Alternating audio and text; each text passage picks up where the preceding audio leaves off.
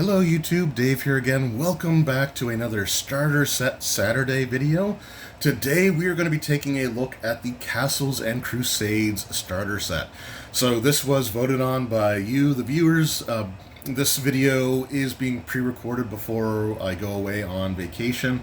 I've actually recorded a few videos in the last couple of days and I am starting to lose my voice. So hopefully I can get through this one, but I'll be putting up a poll probably about a week before this video actually ends up going live for what the next starter set will be, but it will probably be about 3 weeks time from the time that that poll goes up before we actually do the video for that.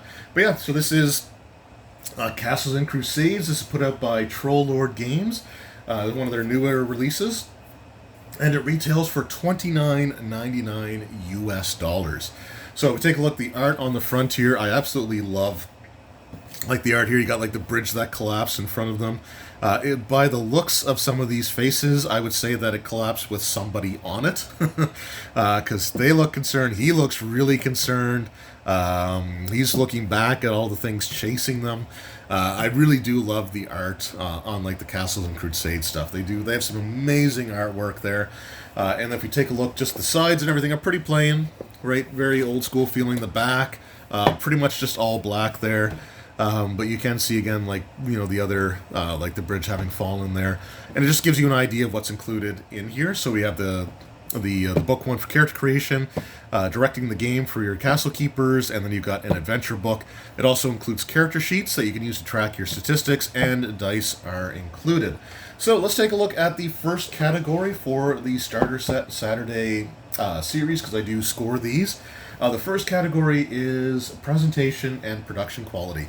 Now, I'm gonna ask maybe in this video, and we'll see what we get for feedback. I might even put this up as a poll on the channel. Do you think that production quality and presentation should be one category, or should I break it out into two separate ones? I just find there's not a lot to say about either of them individually to score them, but I've been kind of leaning towards maybe breaking them out and having a fifth category just to maybe get a little bit more diversity in the scores. But I'll leave that up to you. But we'll start as we normally do for this one. So the presentation is really good on these products here. Now we'll talk about the production here in a moment, but we'll just keep on the presentation here. We do get these really nice yellow swirly pattern diced here with the really easy to read numbers, so those are great. Apparently some people have said that there's different colors in different sets, so I mean, if that's the case, that's cool as well. And then we've got our character sheets in here. There are 3 character sheets. That's not the bottom of the box. They just haven't come out. All right, but there's 3 sheets included. And actually, are they? No, I think they are single-sided too, aren't they? Yeah, okay. So there's just 3 single-sided sheets, but we do have, again, the cover arts on all of these books are really, really good. That should be... Okay, I've got those in the wrong order. Hold on. Here we go. So this is your character creation, and again, you got like goblins surrounding our heroes. By the looks of it, I'd say this is the guy that fell down, because I don't think that's the same one that's there. So he might be the one that fell down. But yeah, you got like the arrows and everything. Just some really cool looking artwork on the covers. Then we got the characters hiding from an ogre or a giant, and then you've got Into the Dark here with like the characters sort of with their light surrounded by just all these glowing eyes in the darkness. So really fantastic when it comes to the artwork on the outside. On the inside, it is like a black and white presentation, but the artwork is still pretty good, and I don't think you're losing a ton of details. I've seen some things where they've had black and white art, and they don't like lighten the image to get like a higher contrast, so it doesn't translate well to black and white. But I think the artwork here does work pretty well, even if it is black and white. And of course, that also once again ties into kind of the old school feel of Castles and Crusades. It was the last role-playing game that I guess Gary Gygax worked on before his passing, and a lot of people refer to this as like Gary's third edition of Dungeons and Dragons, as opposed to what we ended up getting when TSR was sold to Wizards of the Coast, who in turn were sold to Hasbro. So presentation is really, really strong in this one, but it is let down by a couple of things. Number one, the production quality, and I know that we are in an age where you need to start trying to save as much as you can for production, because if you can save, pennies on something that's being mass produced, that does add up, and I do kind of understand that. But the first thing that I noticed is that the box, the cardstock for the boxes, is pretty thin compared to most modern starter set boxes that are out there. It's not necessarily something that I'm going to hold against it, but it is something that I noticed. And where I live in Nova Scotia, we are a very high humidity province. I do have a dehumidifier here in the basement, but I find with the thinner boxes, they can be prone to warping a little bit, like having the sides kind of bulge out. So it hasn't happened yet, and again, I'm not going to use that to hold against it, but something that I am going to hold against it, at least because of the way my copy is, are the bindings for the books here. Now, for the player book, it's perfectly fine. It's a nice thick book, so the glue binding works great on it. But for the Game Master book and for the Adventure book, they get progressively thinner. And what I find is that the glue binding causes the parts closest to the spine to really crinkle up, right? And it makes opening the books and kind of holding them flat, or being able to see what's on both sides, it's just a little bit difficult there.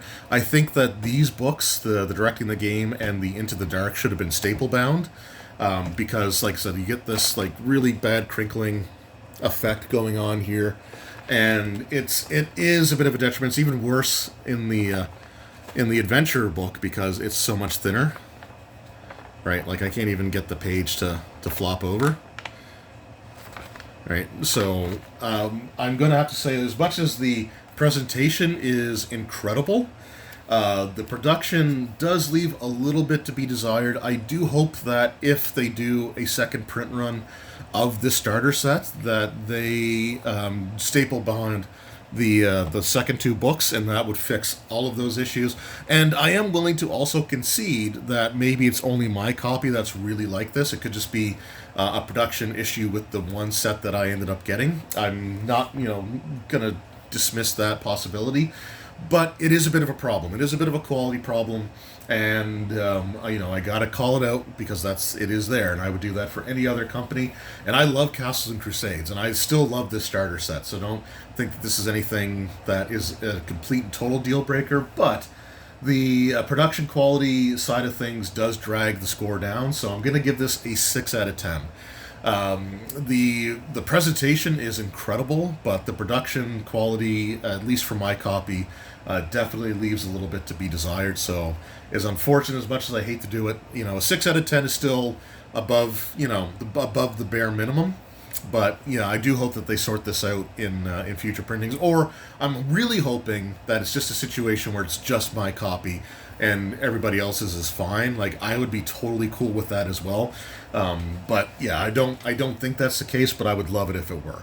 All right, moving on to the next section here, we do have the rules quality, and we're gonna recover some of that score pretty quickly. So for the rules quality here, we got the character creation book. We'll just sort of focus on this one here first. And this is a really good, really well explained method of creating your characters for the Castles and Crusades game.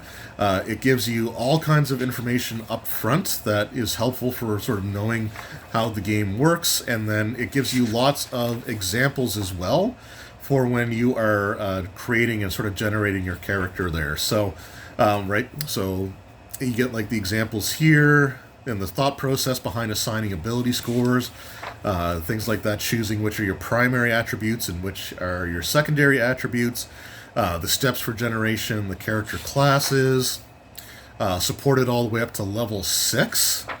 So we got our four like core classes there. We've got our wizard, our thief, our cleric, and our fighter. And then we got the races here. So we got dwarves, elves, halflings, and humans. So again, kind of the four traditional ones there. A little bit of information on the combat system, as well as your equipment that you would use, and the spell system and the spells available to you.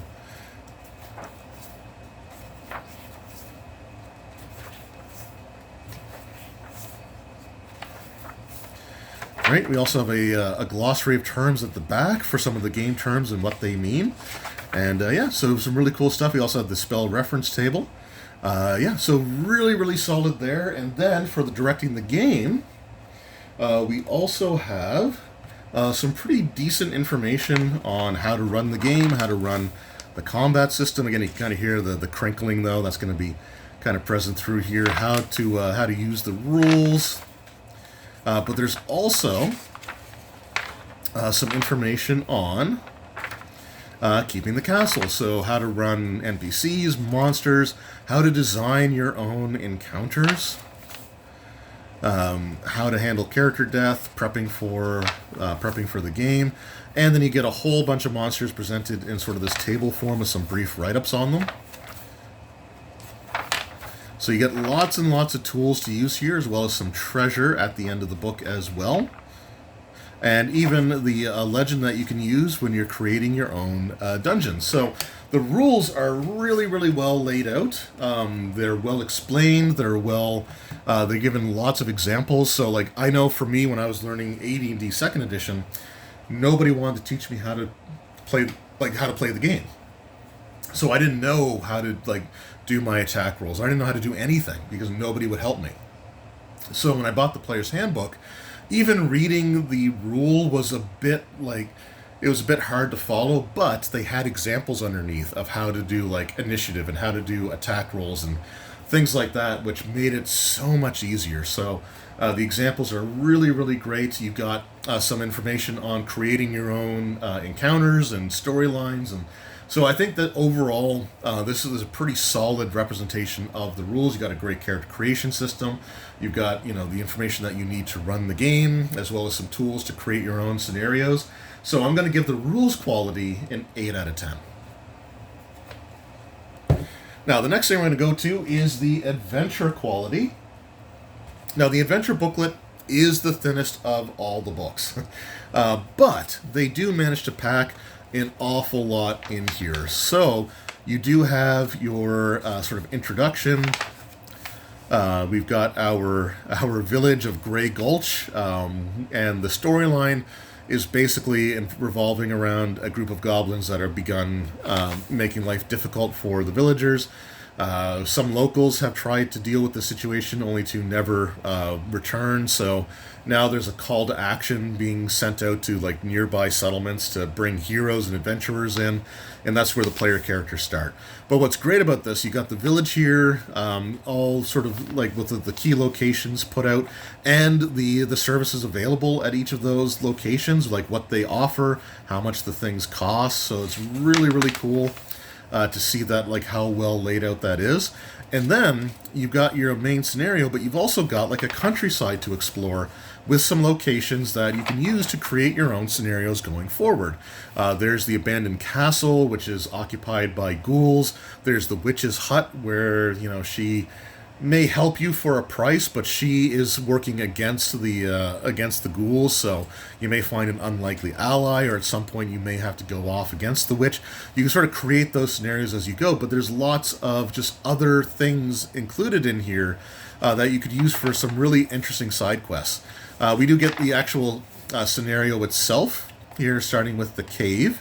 And the cave has at least 3 levels. The first level is where the main bulk of the reason the player characters were hired in the first place to sort of go through. They deal with that situation, but there's another level below that they can also explore with different creatures and different challenges there.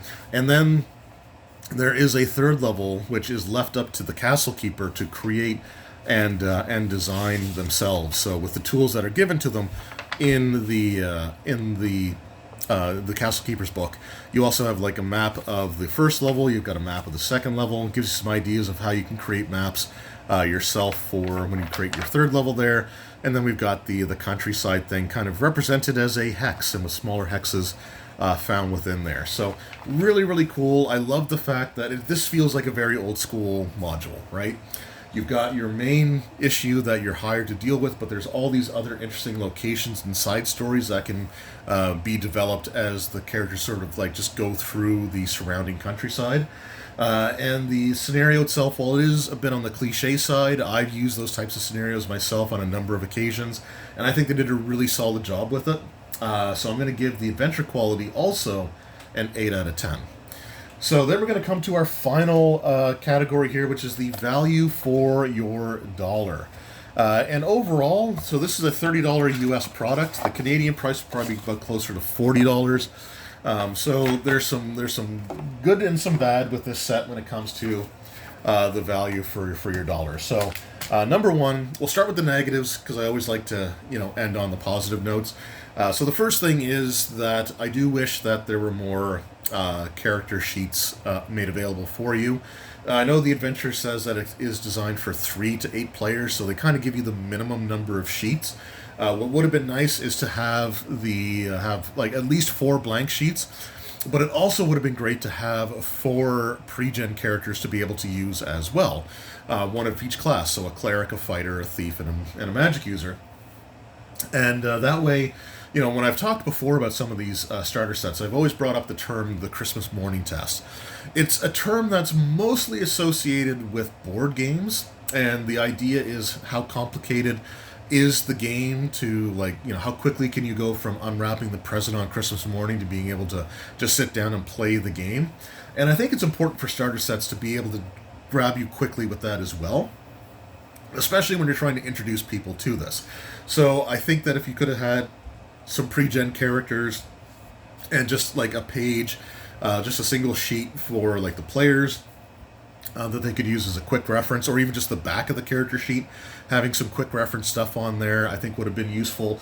So it's a little bit put down by that. I'm not going to lie, that's sort of like the main negative point when it comes to the value per dollar, but at the same time, you are getting 6 levels of character progression.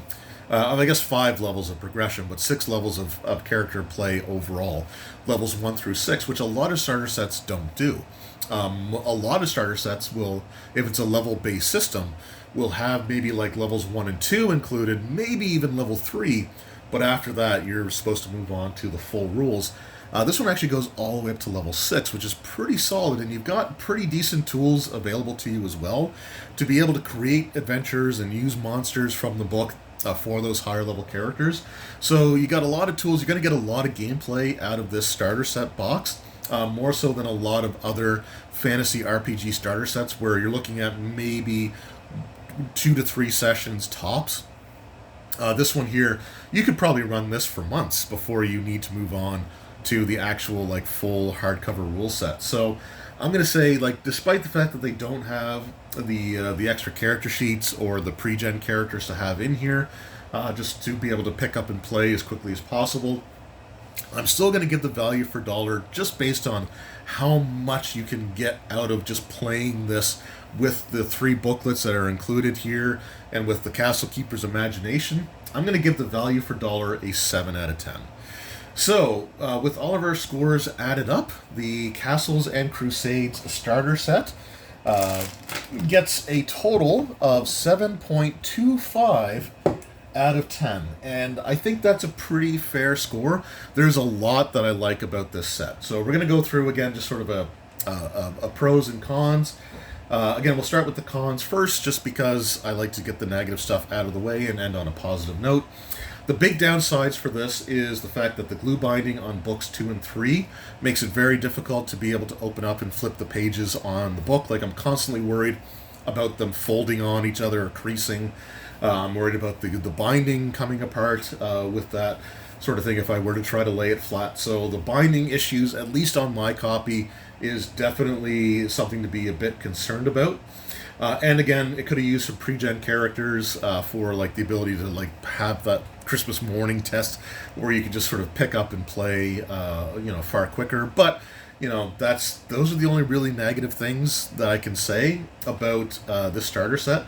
The pros is that the black and white artwork definitely does create a sense of nostalgia.